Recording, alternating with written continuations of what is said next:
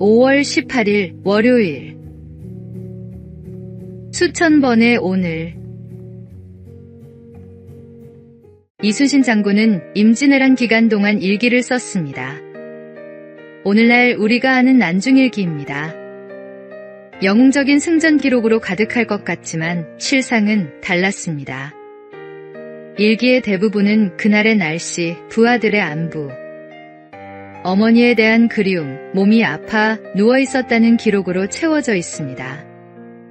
화려한 문장도 거창한 다짐도 없습니다. 그저 하루를 있는 그대로 담아낸 기록들입니다.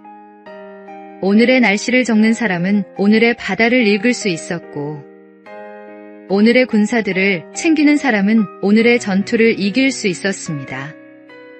그에게 7년의 전쟁은 하나의 긴 전쟁이 아니라 수천 번의 오늘이었습니다. 그리고 그 오늘 하루하루는 결코 우연이 아니었습니다. 하나님이 허락하신 날이었습니다. 우리는 종종 인생 전체를 바꾸겠다는 거대한 결심을 품습니다. 그러나 인생은 오늘 하루의 합산입니다. 명량대첩의 기적은 아프고 지친 날에도 일기를 쓰고 새벽에 일어나 병사들을 살피고 오늘의 자리를 지킨 수천 번의 하루가 쌓인 결과였습니다. 여호와께서 정하신 오늘 이 하루, 그 하루를 성실히 살아내는 것이 인생을 바꾸는 시작입니다. 오늘이 쌓이면 인생이 됩니다. 오늘의 말씀. 이날은 여호와께서 정하신 것이라. 이날에 우리가 즐거워하고 기뻐하리로다. 오늘의 만나. 오늘 이 하루는 여호와께서 정하신 날입니다. 그 날을 성실히 사는 것이 가장 아름다운 기쁨입니다.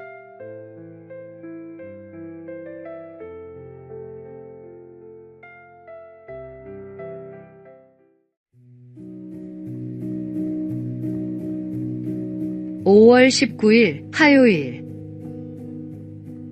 옥수수 박사의 꿈. 고등학교 진학에 실패한 한 학생이 집에서 농사일을 했습니다. 미래가 암담했던 이 학생은 신앙을 갖게 되면서 꿈이 생겼습니다. 하나님이 주신 그 꿈이 그를 이끌어 마침내 농학박사 학위를 받게 했습니다. 학위를 받은 그는 교잡종 옥수수를 개발하는 데 전력을 쏟았습니다. 아침마다 머리카락이 한 움큼씩 빠질 만큼 집념으로 매달린 결과 동일 면적에서 과거보다 3배 이상의 수확을 거두는 데 성공했습니다. 처음에 무시하고 싸늘하게 대하던 농민들도 그를 영웅으로 떠받들었습니다. 그는 그것으로 멈추지 않았습니다. 내가 5분만 더 연구하면 5,000명의 아프리카 어린이들이 살아날 수 있다는 마음으로 나이지리아로 떠나 아프리카 옥수수 농사의 최대 적인 악마의 풀에 저항력을 가진 신품종을 개발했습니다. 아프리카에서 기아 문제 해결에 매진한 17년. 9번의 말라리아 감염, 생사를 오가는 순간에도 그는 멈추지 않았습니다. 그 후 그에게는 한국의 슈바이처, 아프리카인보다 아프리카를 더 사랑하는 한국인이라는 칭호가 붙었습니다. 이 사람이 바로 김순권 교수입니다. 그의 집념과 실천은 모두 신앙에서 비롯된 것이었습니다. 하나님이 주신 꿈은 반드시 길을 만듭니다. 꿈이 있다면 신앙을 놓지 마십시오. 오늘의 말씀. 너희에게 인내가 필요함은 너희가 하나님의 뜻을 행한 후에 약속하신 것을 받기 위함이라. 오늘의 만나. 신앙은 내 안에 잠든 가능성을 깨우는 힘입니다. 하나님을 믿는 자에게 꿈은 반드시 이루어질 씨앗입니다.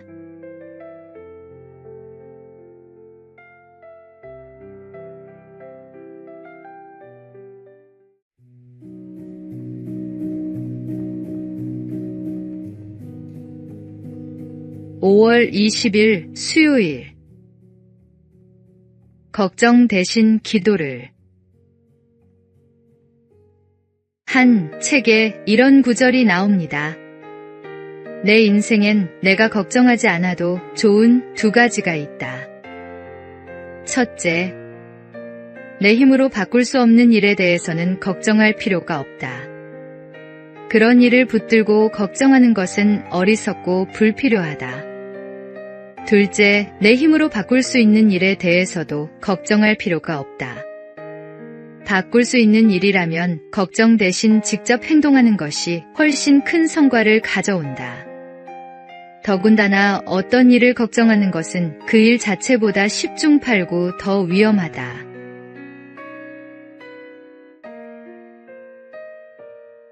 우리는 해결할 일은 빨리 해결해야 한다며 걱정하고 해결하지 못할 일은 어떻게 하느냐며 또 걱정합니다.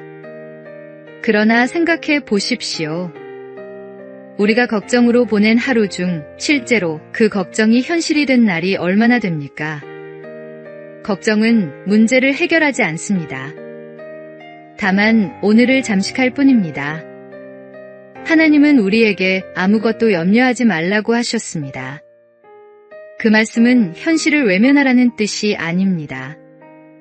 바꿀 수 없는 것은 하나님께 맡기고 바꿀 수 있는 것은 지금 당장 행동하라는 뜻입니다. 걱정을 내려놓을 가장 알맞은 자리는 기도의 자리입니다. 오늘의 말씀.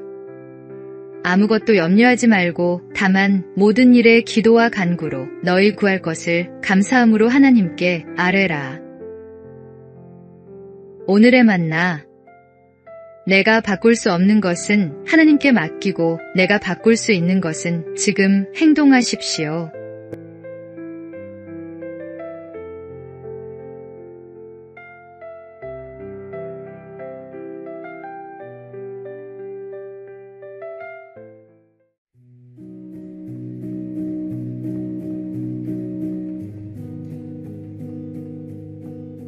(5월 21일) 목요일. 도자와 도자. 조선시대에는 도둑질을 한 사람의 이마나 팔뚝에 도자를 새기는 자자형이 있었습니다. 평생 지워지지 않는 낙인이었습니다. 같은 마을에서 같은 죄를 짓고 같은 낙인을 받은 두 사람이 있었습니다. 한 사람은 마을을 떠났습니다. 낯선 고을에 흘러들어 이마를 감추고 살았지만 숨기면 숨길수록 마음속 낙인은 더 깊어져 끝내 떠도는 삶을 벗어나지 못했습니다. 또 한 사람은 고향에 남았습니다. 이마의 글자를 숨기지 않았습니다. 흉년이 들면 남보다 먼저 품을 팔아 이웃을 도왔고 상갓집에는 먼저 달려가 며칠이고 곁을 지켰으며 힘겨운 노인의 밭을 말없이 일구었습니다. 세월이 흐르자 마을 사람들은 그의 이마보다 그의 손을 먼저 기억하게 되었습니다. 어느 해 마을 어른이 말했습니다. 저 사람 이마에 새겨진 것이 도자인지 도자인지 이제는 모르겠소. 우리 모두는 죄인입니다. 그러나 죄를 지은 뒤가 더 중요합니다. 하나님은 우리의 죄를 감추라 하지 않으십니다. 고백하라 하십니다. 자백하는 자에게 그분은 신실하게 응답하시고 모든 불의에서 깨끗하게 하신다고 약속하셨습니다. 낙인은 사람이 새기지만 지우시는 분은 하나님이십니다. 오늘의 말씀. 만일 우리가 우리 죄를 자백하면 그는 미쁘시고 의로우사 우리 죄를 사하시며 우리를 모든 불의에서 깨끗하게 하실 것이요. 오늘의 만나. 죄를 숨기는 자는 멀리 떠돌고 고백하는 자는 제자리로 돌아옵니다.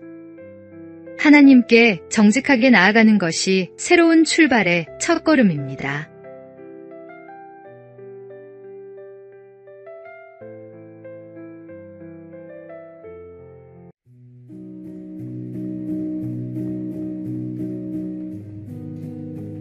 (5월 22일) 금요일.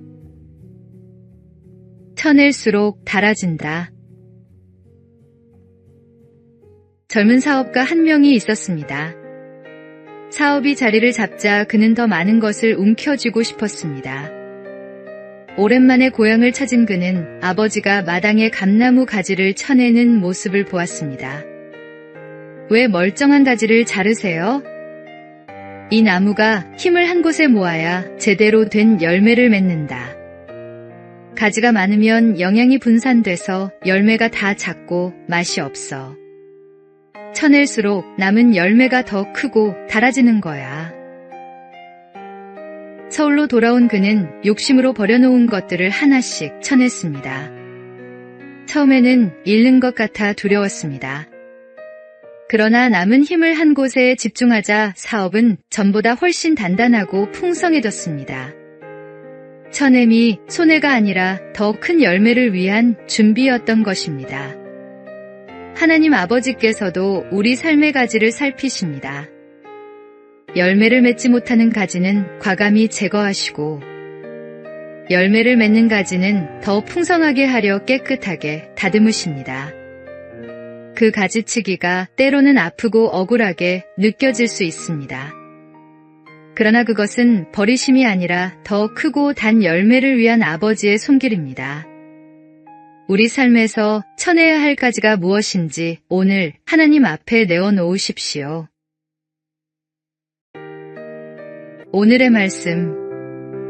무릇 내게 붙어 있어 열매를 맺지 아니하는 가지는 아버지께서 그것을 제거해 버리시고 무릇 열매를 맺는 가지는 더 열매를 맺게 하려 하여 그것을 깨끗하게 하시느니라.